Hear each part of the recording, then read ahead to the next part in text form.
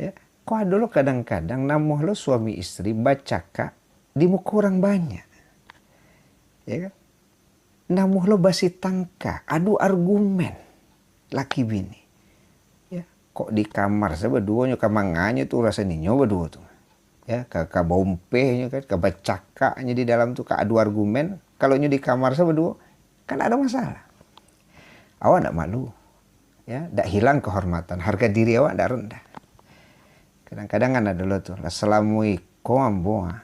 Ya, mencaliak dan berdua tuh ndak pernah coba cakap. Ya kalau hidup berumah tangga jarang loh orang ndak kabar cakap laki jubini. Cuman kan pepatah tadi, ya ungkapan tadi, ada babilak ketek babilak gadang. Mengapa harus orang tahu kalau seandainya awak bisa menyelesaikannya berdua di orang rumah di kamar.